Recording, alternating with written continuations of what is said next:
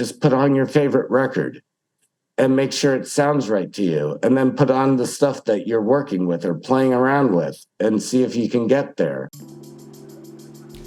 Yo, what's up? This is Toru, and in a way, so are you. For those of you who don't know me, I'm a music producer, artist, and entrepreneur. I make music for that space between the dance floor and the bedroom, which has been streamed millions of times and been licensed by brands big and small, including companies like Apple. I believe that regardless of what you produce, whether it be music, art, physical goods, or even spreadsheets, you have a process, whether you know it or not.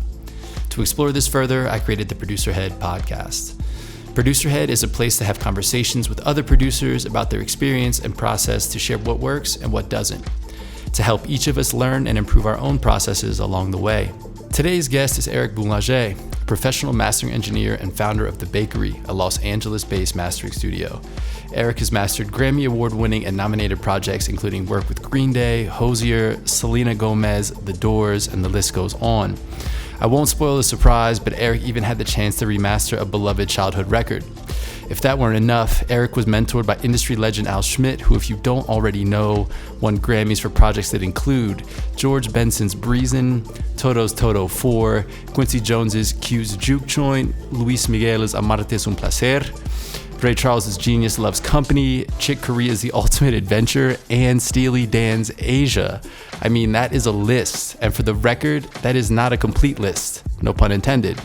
In this conversation, we dive into learning to trust your own ears and preferences, Eric's take on digital versus analog gear in creating quality music, how knowledge of mastering can influence your production and mixing work, some of his favorite tools and plugins, selecting reference tracks for your own mixes and masters, his experience as a musician and his ongoing role in his life and career, the importance of resting your ears outside of work. What I really appreciate about Eric in this conversation is what seems to be a strongly held belief to not offer shortcuts and tactics. Instead, Eric presents questions that encourage us to think and further develop our own working philosophies as well as our ears. I'm stoked to share this conversation with you. It is full of gems. All right, here we go. Episode 7 of ProducerHead with Eric Boulanger starts now. All right, everybody. Welcome back to another episode of ProducerHead. This is Toru, and in a way, so are you. Today, I'm very excited to introduce Eric from The Bakery in LA. Eric, welcome to the show. Thank you for having me. Yeah, man, appreciate it. So, let's just jump right into it, man. I think mastering is a super interesting topic, and I think maybe the average everyday listener is even unaware of its existence or its role. So I was wondering if maybe you could just kind of speak to mastering and explain it for the everyday appreciator of music. This would not be the first time this question has been asked, and in fact, it's a rather common one. Mastering gets a certain air about it, like fairy dust and everything, and we'll get to that. But the nice metaphor of what we do in mastering is, between, if you were to use the textbook definition of there being recording, mixing, and mastering, and of course, in reality, those lines are blurred. The metaphor would be kind of like the painting finally gets to, I'm in LA, so I'm going to call the Getty Center. Maybe New Yorkers would like to hear the Met, whatever. You get the idea. Big museum. What mastering does is we're the ones hanging the paintings and framing them and lighting them on the wall, where you get to appreciate everything at once. That would be the metaphor. For the engineers who I'm assuming are going to be listening to this, the mystery behind mastering that I get asked countless times is the mystery is there is none whatsoever. When you think about it, we have all the same tools that we all know. There's gain, there is EQ, frequency-dependent gain at that, compression, another form of changing gain, reverb, list goes on. We got the same stuff. Howsoever, the reason why people, and especially accomplished engineers, may even view like what I do and hear something back and their mind is blown, is you have to realize what you're paying for and what you're getting and what I'm doing is strictly perspective. Because if we go back to that textbook recording, mixing, mastering, and we assume that that's how a record has been done in these textbook cookie cutter steps, how long would a full album take to record? A few months, right? Then you go to mixing. How long is that going to take? Probably about a month with even a great mixer before you're ready. How long does mastering take? 1 day. And you know what I'm doing tomorrow? The next one. And you know what I'm doing the next day? The next one. It's an instance of, I think the mystery is it's quantity with quality. It's not a quality versus quantity. It's the quality comes from the quantity that we do. And it's my perspective because I get to see everything all at once. That's actually a bad term. Technically, I get to hear everything at once. My perspective is so different from even that mixer or that recording engineer, just by virtue of the fact that I've got so many things going on at once. So, of course, yeah, my ear's kind of in the game, but I have a fresh perspective. And, I like to think of truly a mastering engineer as being, well, at least the fun part of my job is the first time I get to be the first listener of the album, like the first fan. And the only thing that would differentiate me from that first person who goes to the record store on release day and the first person who pulls it off the shelf, even if it's physical, I know, but you guys get the metaphor. That first person, the only thing that differentiates me from them in my head is two things. A, yes, I have the opportunity to change it some. And most importantly, B, I get paid. Right on. So you mentioned something interesting, which is the seeing versus the hearing. And I'm kind of curious about, given where we are today with like the kind of the nature of the tools that exist, to what extent you do potentially master with both your eyes and your ears. Okay, well, this was actually, I'll give it to you. This was a very good observation, pun, and was totally unintentional, but even something that I'm going through with my newest, youngest employee. But I was not meaning anything about the word seeing or hearing. I was just making fun of that. But what you bring up is absolutely indicative of today's modern, obviously, plugins. Like everything looks good. Everyone wants to look at stuff. Everything that I do, and the majority of my manipulation, like I'll use mainly a lot of digital plugins for sure. But there is absolutely 0% that I do where I am looking at meters or anything. Zero. That's it. And if you don't believe me, then you're going to have to bring a record over and watch me work. Like, I will dial in settings, but the one benefit, of course, being in mastering is also the studio, that I built. It's not like being a recording engineer or even a mixer, but a lot of mixers now have the same sort of setup. But especially if you're a recording engineer, you're bouncing around from studio to studio. And God only knows even what you're going to be recording is always a different scenario.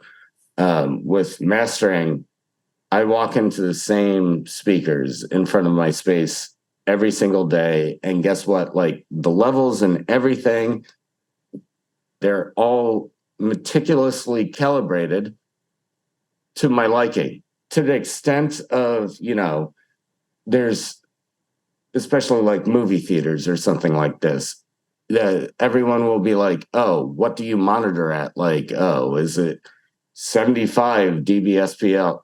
I have no idea. I don't care. It's to my liking. And by the way, it changes almost season like. I'll even change it if I'm pushing things a little bit more or less. Like it's just human, but I don't look at a thing. All I do is use my two ears, which is the most, it's all we're doing. What are we talking about? Why are you looking on a screen for anything? If you can't trust that, then there's a problem.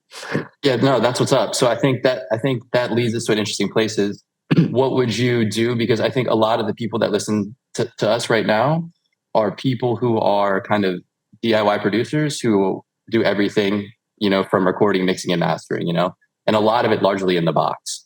So what are things that you could recommend for helping people who maybe are mastering kind of as a result of really the need to do that in the world that we live in now for themselves, to kind of better train their ears specifically for that mastering phase? And also on top of that, maybe how, because like you said, the lines are blurred between these three phases, what are things that people can be aware of maybe that could influence their process upstream as they're recording and mixing, so that their mastering is kind of going to be an easier job for them? Okay, I'm really starting not to like you because you bring up really good points and then ask a lot of me, but I got your two basic questions out of this. Maybe I should run for president since I can pay attention to a press conference here. Well, we'll start with your first question. It's easy as pie, and it's the thing that anyone at home who's starting out, look, we've all been there. Maybe younger people right now have been more there just because, this didn't exist to the extent that it does, like when I started. And that's just a technological thing. But it doesn't matter how good the technology is, how new or fresh you are. It's real simple. You focus on monitoring. That means if you're working in the stereo world, get two good speakers, put them in front of your face, and make sure you know what you're listening to. And I will gather a guess that anyone who might be new into the industry or getting into this, probably the reason is because they enjoy music and the sound of music. So instead of relying on some sort of metric or measurement of said speakers that probably are not going to be very expensive because we've all been there when we're starting, just put on your favorite record and make sure it sounds right to you. And then put on the stuff that you're working with or playing around with and see if you can get there. You probably won't, but that's the journey. And that's what takes time. And I'm sorry, but that's what you will end up doing. Just the focus with, I would say a lot of, I'm not dogging education as a whole. For instance, a lot of recording programs and everything, the biggest thing that I never much understood, especially being a professional mastering engineer, is most recording programs, what do? You start with recording like a band or something, setting up everything, all the mics and all of this. And I guarantee you it's because it's fun and it's what attracts all the students. It's fun. It sure is. But talk about, could you, for someone who's never done this before, come up with an idea that's more complicated? Like talk about the variables and all of this. Like literally mastering should almost be the first thing that's taught, because all you have to do is figure out how to listen through two speakers correctly. Interesting. And you can work your way backwards to the 40 mic recording session. Right. And that would be the ethos that you should bring to, even if you're doing just everything at home, as simple as being on a laptop or even with headphones. Just listen to your favorite records and get your monitoring, whether it be what you're wearing, to $100,000 speakers, doesn't matter. You can have $100,000 speakers that are pointed the wrong way, and you won't know what you're listening to. So that's really dope. What I like about this is I feel like what you're emphasizing is two things that I really like, right? One of them is it's less important what you have and more important that you just get familiar with it and know it really well. And two is leaning into your own preferences, right? Like listen to your favorite records and really understand how those things sound and understand that those are probably the directions that you want to go as you're mastering either other people's records or your own music. Well, that's the starting point, but the ending point, like when you get to call yourself a professional mastering engineer in this case, is everything about confidence. It's cute playing around with everything, but the day that you have someone comes in, please master my record, you tinker, tinker, tinker like you always have. That first time you give it away and you're like this, that's what we're building. And that takes time and experience and also clients. Absolutely. So can I ask you, what attracted you to mastering specifically? That's kind of funny. Absolutely nothing. I'm not joking.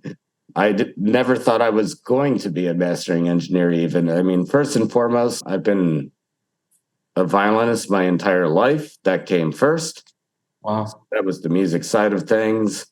Then I decided how we met our mutual friend, Mary. I had a start of life crisis where I changed from conservatory, ended up going to Carnegie Mellon.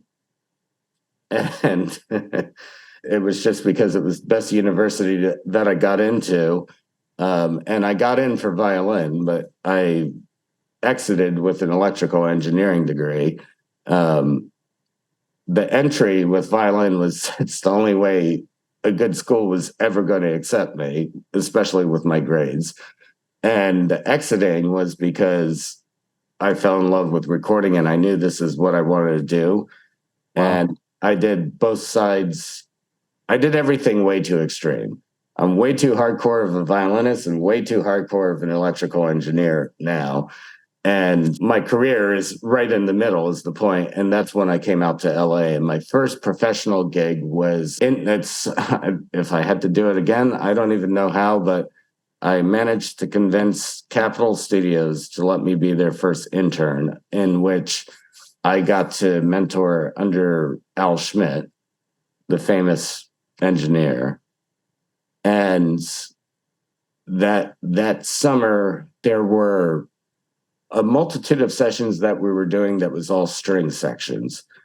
And it's so fun setting everything up, mic-wise and all of that. But then the musicians start filing in. And then as an engineer, basically all you're doing is hitting record.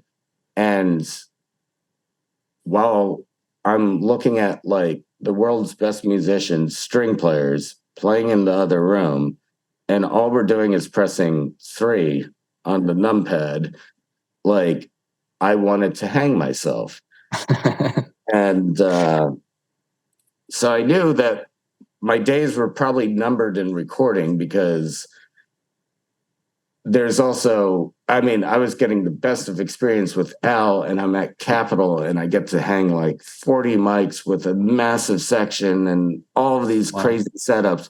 Like, imagine being, no offense to the recording engineers out there, but the guys who have to record vocals. That would be another source of me wanting to shoot myself in the face. One mic, record. What else are you doing? And repetitively so, probably, with the likes of pop music. But I knew my days were numbered with that. And then I followed Al into mixing. And mixing, still, I love it, because it's from the engineer's perspective, mixing is definitely the most creative.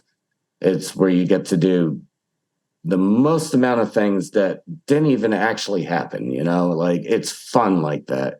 And I got to learn a lot. And my direction was to become a mixer, especially after the experience and the tutelage of Al. And basically I finished up school, and then I moved back out permanently to LA. And this time I needed a real job because I need to eat. And Al was helping me line up a whole myriad of things, but then finally Doug Sachs from the mastering lab was looking for an employee, and Al calls me. He's like, go to Doug. And all I have to say is the way I began mastering was when Al Schmidt tells you to go see Doug Sachs for a job interview. If you are not getting in the car, like, just quit. You don't belong. Yeah. And I went there and Doug hired me basically on the spot. And I was just like, well, I guess I'm mastering now. And this took a long time before I actually started taking it up. But it was, I couldn't see it any differently because I didn't even realize how much mastering suits my personality, particularly like with mixers these days, like the revisions that some people have to go through, like constantly on one song for months. Like, it would kill me. It's bad enough when I have a revision with mastering, but I love difference, like the diversity of what comes in the door. You never know what's going to come in. My only requirement of what comes in my door is if you have a check. So you never know what you're working on. It's always something different. And it also, on the back end, once this was the early days when I finally fully moved out here, the pace and the schedule of mastering really allowed me to go back to my violin and work professionally. And now it's absolutely ridiculous, like come full circle all the way up to now where the bakery, my studio, I leased from the Sony Pictures lot, of which the biggest scoring stage in LA and most notorious is 1, 2, 3 buildings over, where I still play sessions, and words cannot describe how fun it is to set up a session, start mastering or whatever, and be like, oh, it's 9:55. I guess I'll take my violin and walk over to the gig and then play a gig and then come back to my studio and see if my assistant edited everything right and then send it off. It's like the best day. Yeah, man. So it sounds like you really do get to still kind of honor both sides of what you love and what you have to do for work. I was not expecting this whatsoever. Like I said, I wasn't thinking I'd be a mastering engineer, but what I came to find was it allows me to do both of my strengths at the same time. And I mean, this is just a personal thing, but like both sides complement each other too. I mean, I'm not talking about business, that happens, but like, I mean, there's the way I'll work the console or have like an idea of what sound I want, even for, I don't know, a country record or something that I would never play on. It's like, it still feels like it's in my hand here. And then when I'm playing, like in my right hand, it's like, I feel like I'm the mastering engineer controlling like level, it's like, there's a weird crossover for me personally, who happens to be a violinist and a mastering engineer, and they both push both skills forward. So can you speak a little bit to how, because you mentioned a couple of things. One is, I guess, maybe a personality trait, your intensity. And you also kind of mentioned that mastering maybe unexpectedly fits well with your personality. Can you speak a little bit more as to how you feel like that is? It's funny that you're driving the ship this way, but where I can't really give advice to anyone about, because it really is my personality. I feel like my intensity and confidence stems from my violin playing. Like, growing up and being in that competitive atmosphere, I've always been there. So then now coming into mastering and everyone's like, oh, it's so competitive. I'm like, huh. It's just, I would say this one's unique to me just because of that. It all stems from my original music experience. But however anyone were to find it, the necessity of being able to call yourself a mastering engineer is the confidence in being able to send that to a client and let it be out there in the world. And it sounds so simple when you say it, but good luck if you haven't done it yet. Yeah. So how would you say that you've developed confidence for yourself? Yeah, that's what I'm saying. It was already pre-developed with violin. Violin specifically is by nature of everything very competitive. Like there's 40 violins in the symphony orchestra, and everyone wants first chair. Mm. Where this is going. Mm-hmm. And you're constantly wanting to do that. And so for me specifically, the confidence stemmed from that long experience. I've been playing since the age of 3. There, Wow. you can figure out how old I am now. I've been playing for 35 years. Right. What do you think? How do you measure success? Because it sounds like there's like in the realm of trying to make first chair, you can say I either made it or that I didn't. And what you're doing now, how do you experience that competitive nature in what you do? And how do you feel like you're doing a good job? What tells you that? There's a human aspect of success, which obviously is when you can put food on the table, obviously, with what you're doing. But Grammys aside and all of that sort of stuff, first of all, Grammys don't put food on the table. They're paperweights. They're very heavy, but they're nice for that purpose. But my measure of success is the countless days, whether I'm getting in my car and playing the album that happened to come in because I want to, and I'm excited about it, or the countless times that I'm playing on a session and you think to yourself, can you believe people actually pay me to do this? And I think particularly in the music realm, it's literally in the vernacular. We call it to play an instrument, to play music. We don't call it we work music. Mm. I mean, I think it's the only profession around where that's literally the case. So the measure of success to me is when it legitimately is play. That's awesome, man. Yeah. And so how do you, because those are things that really feel somewhat like opposed, in terms of like the idea of play and really and competitive hard work. And so I don't know, how do you feel like you balance those things or deal with those things that are so kind of opposed? I've never said this before, but you're great at bringing metaphors out of me. When you were playing on the jungle gym with the school kids, you didn't try to get across it faster than the next. So we're having fun, no? Yeah, I like it. I mean, it's sort of like, yeah, we can help. We kind of need each other to help see what we're capable of, in a sense. Yeah, and have fun doing it. Do you want to talk a little bit about plugins? I know that there are so many plugins in the world right now, and I'm wondering if maybe you have go-tos you want to speak to, or if you want to kind of give maybe any kind of opinions about what maybe is overhyped or underhyped in terms of what's necessary for people to get a good sounding mix and master.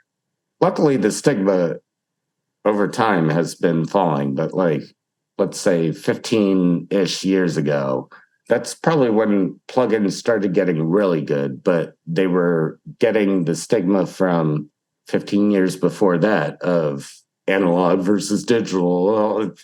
All of this is a white job. Like, again, if you just use your ears, you won't even, who cares what it is? Just make it happen. But in that regard, between DAWs and spit defs and also interfacing with the various plugins and everything, they've come strides ahead. I would say my favorite plugin happens to be the Massenburg EQ. And that's been for a long time. It's very obviously incredibly transparent, does anything that you ask of it.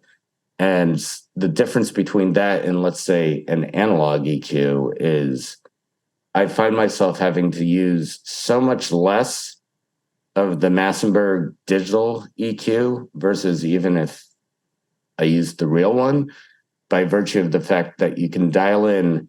I mean, I never look. I just am using like command mouse until it might end up being like 72.3 hertz or something, and down by like zero point 0.4 dB.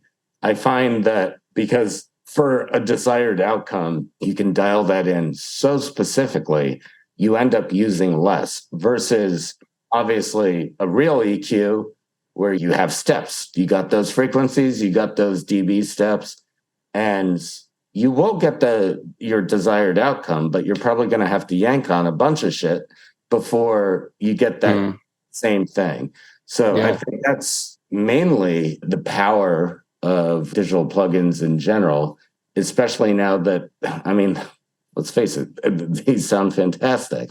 Yeah, I got a few favorites, but I wouldn't frown upon anything.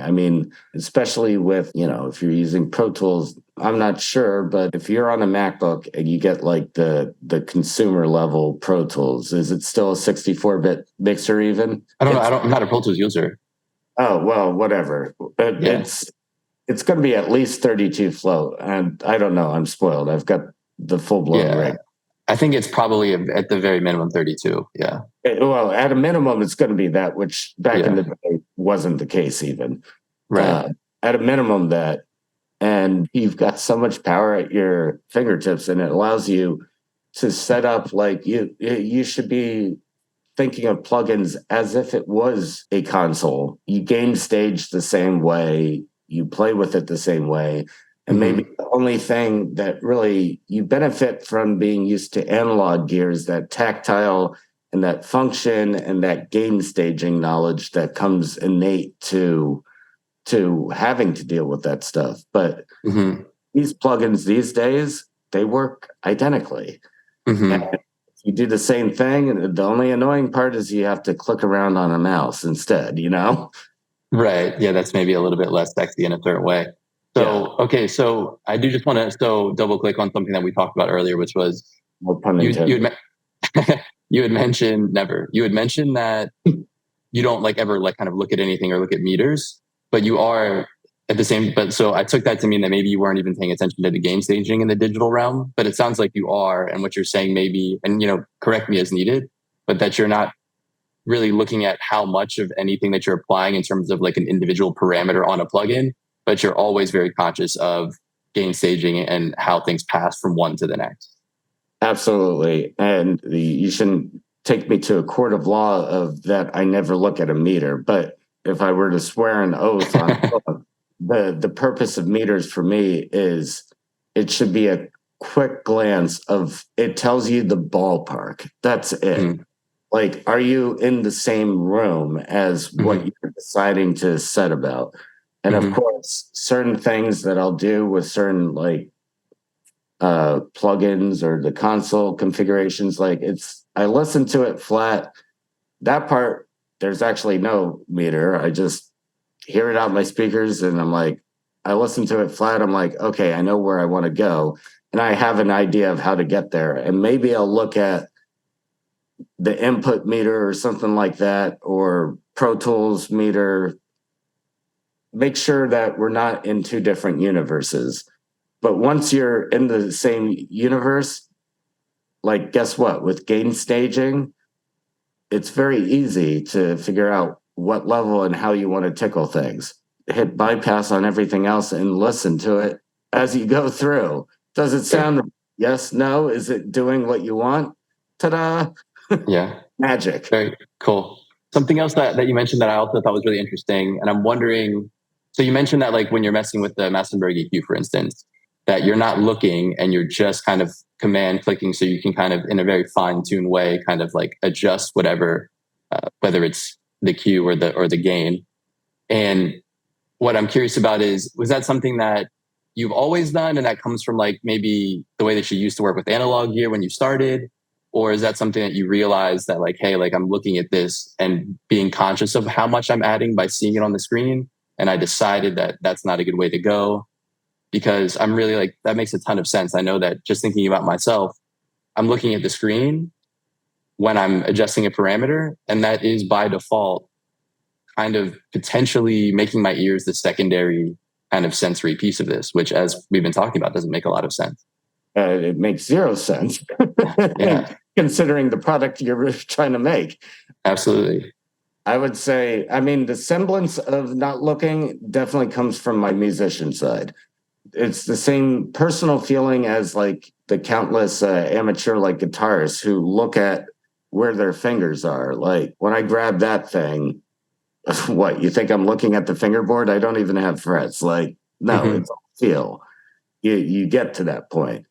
Definitely that confidence and that willingness to separate myself from what's visually obviously stimulating, more so with plugins somehow than analog gear. I mean, I've never even thought about this. Like, you know, you walk into a big studio with a massive console and every single knob, it's like all pretty, but like even at that, why is it that the analog gear, most people naturally won't even look at anything, they'll just make everything sound right? It's because they can feel it. And the plugins you legitimately just can't feel, so you're in this constant like video game euphoria of staring at things and wondering more about that. And the introduction of using more and more plugins throughout my career, just, I think the reason why I don't look at it and have that confidence started with music, also was the studios that I was blessed to be able to learn in, which were primarily surrounded by analog things, you know, so there's definitely an effect there. So by that time, when I really was introducing a lot of them to my workflow, I treated it just the same. I know that's not the case for many even professional engineers. Like, I'm not saying that this is like some sort of rule of law. Yeah, it's a gem, man. I appreciate that. I think it's a really like subtle but really important kind of point in practice. So I really like that. I do want to ask, are there any other, you mentioned the Massenburg EQ, are there any other plugins that you kind of love and are go-tos for you? Well, in the mastering sense, I used the Pro L2 for my very last step of everything, for grabbing the peaks and everything. What is Pro L2? Fab filter. Thank you. Now you know I really don't look at plugins. I can't even remember what they're called. Of course, you know, I have templates of all my favorite plugins and everything. Does it mean I'm going to only use those? Of course not. I have templates of like my usual go-tos that are all like inactive when I load something up. And so it's just quicker if I want to go to them. Pro L2 normally is always in for anything when we're making something loud. There's obviously a variety of limiters like that. And I think the greatest misuse of a lot of amateur engineers is when they make something loud. Well, I'm going to bring up a second point that you didn't ask, but when they make something loud, they crank on like the limiter gain or whatever until it's like loud enough. And it's like, oh, there it is. And now it sounds like squeezing something out of toothpaste or something. Like, the point of gain staging too is every single, whether it be a plugin or an analog device, doesn't matter. Like, the gain should all go in one direction. Like, it shouldn't be like this the whole way.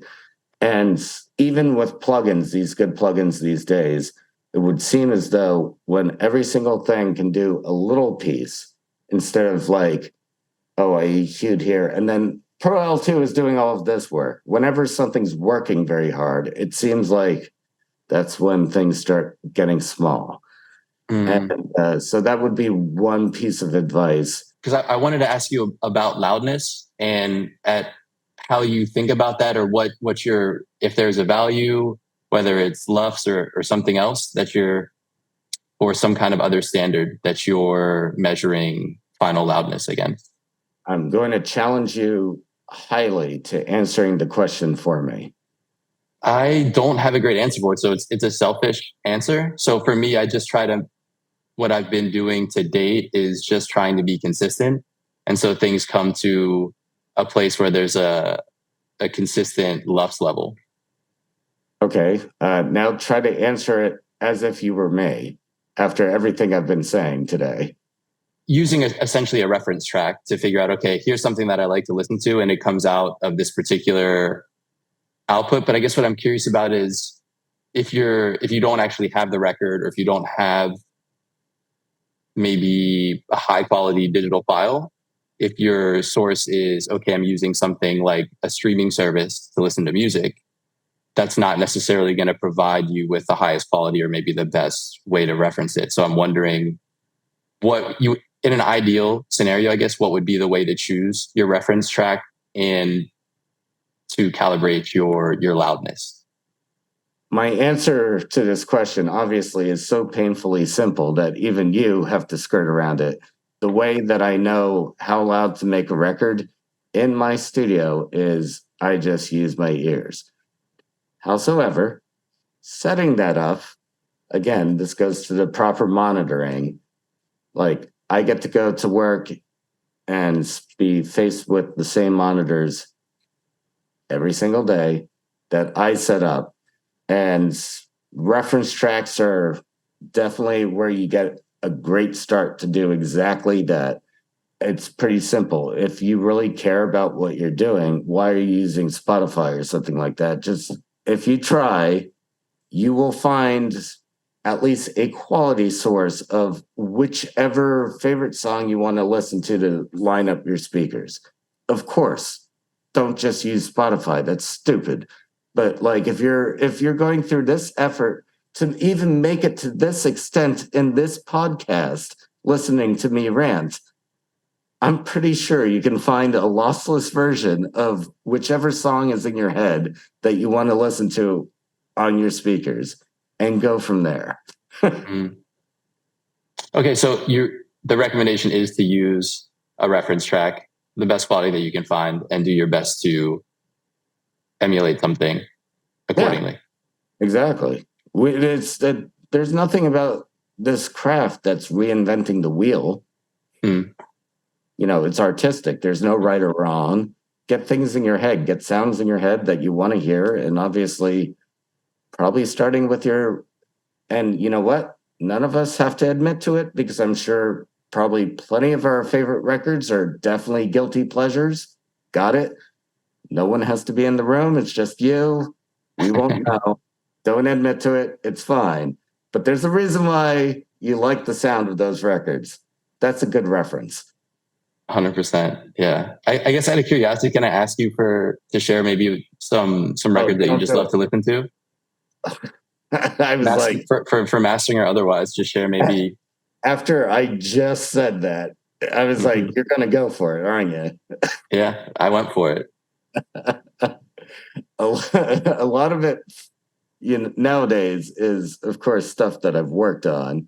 Put it this way, I'm pretty proud I did remastering, but it was definitely a record that would constitute guilty pleasure, and had a funny story with my uncles. They're like my godfathers. Apparently, when I was very young, I stole Ace of Base's CD when it came out from them, and they never let it down. And I did the remastering of that record. Wow. And it was like, because it was so ingrained in my soul, when that came up, I was like, I know exactly what to do with this bitch. And well, you did the whole album?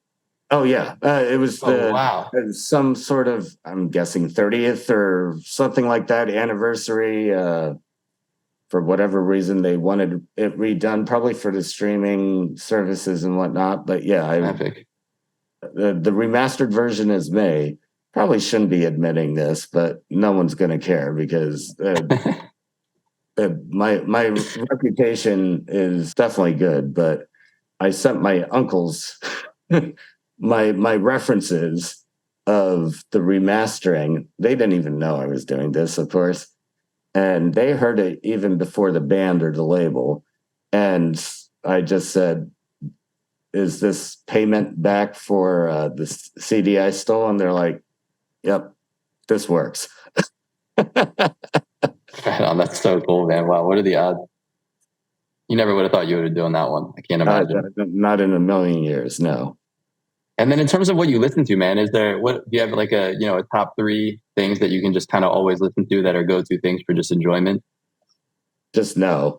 Totally not. And you have to realize, I'll even kind of rephrase your question because I get this one a lot too. Like, what do you listen to when like you go home in the car? Mm-hmm. Usually I'm not listening to music. I'm listening to like NPR or something.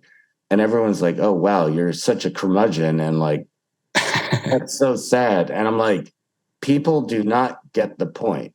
After doing this long and being this successful in this career, I get to listen to music and be paid for it. And it's all new every day. Mm-hmm. When I go home after 8 hours, I just want to change it up. That's it. But what like most people don't get is like, my enjoyment is when I'm working. That's when I get to listen to things. So that's not exactly the answer to your question, but that's why I don't have like a top 3. It's because it might be coming in today. Yeah. Well, I think there's something beautiful in that, man, and that you're doing something that you really enjoy doing, that you get to listen to music that you really appreciate and get to contribute to it getting finished and hung in the museum, as you mentioned. Exactly. So I know I want to be respectful of your time, man. So I know we got to get out of here in a few. And so I just want to ask you a couple maybe unrelated questions.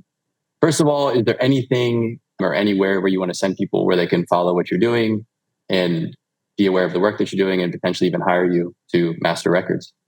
Well, all of that can be, I guess, found at our website, which is thebakery.la, not .com, .la, because we're in LA. Funny story, that's the extension actually for the country Laos, but we get to use it. So the bakery.la, and we strive to keep it somewhat current and, social media, I guess, bakery mastering anywhere. Okay. And, we're a small team, so it's hard to keep those things up to date. You'll get an idea, and certainly you'll have the information, particularly if you want to work with us. And, any aspiring engineer who happens to be in LA, if you want to come check out the place, you're more than welcome. We'll schedule that out. Just email us, and don't expect that it's going to happen tomorrow, and don't come with a resume because I ain't hiring right now. I already just hired someone. I'm sorry, guys. That's what's up, man. I appreciate that, man. The next time I'm in LA, I'll definitely bug you. I'll come resume in hand. Perfect. I got 3 questions for you, man. One is your favorite movie. Apollo 13. Don't ask. Enough said. Okay. Second question is, I will send you a photo that you can put with this. You'll understand even. Continue.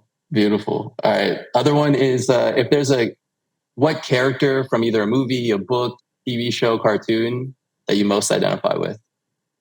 Oh, Forrest Gump. Man, I'm saying there's a little bit of a theme here. There's a Tom Hanks theme here, I guess. Yeah. Okay. And then finally, man, if there's one thing you could do that would break the internet, what would it be?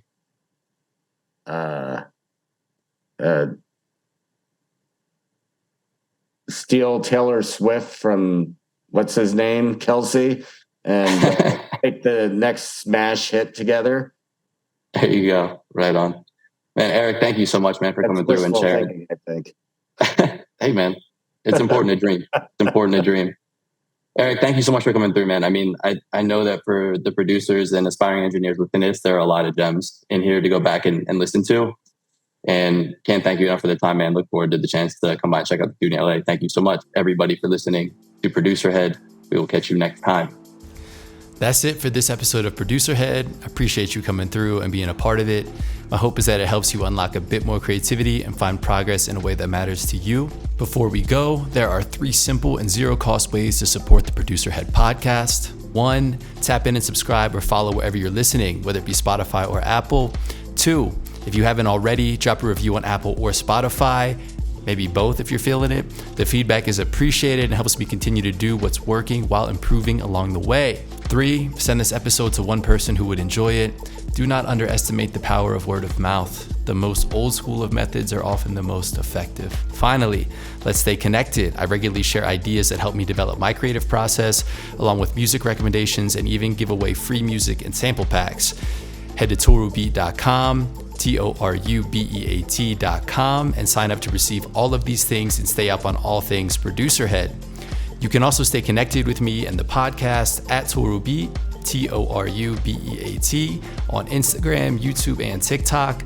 The theme music is one of my own songs. It is called Room to Breathe and available now on all streaming platforms. Again, for real, thank you so much for being here with me, and I look forward to catching you in the next episode of ProducerHead. This has been Toru, and in a way, so are you. Peace.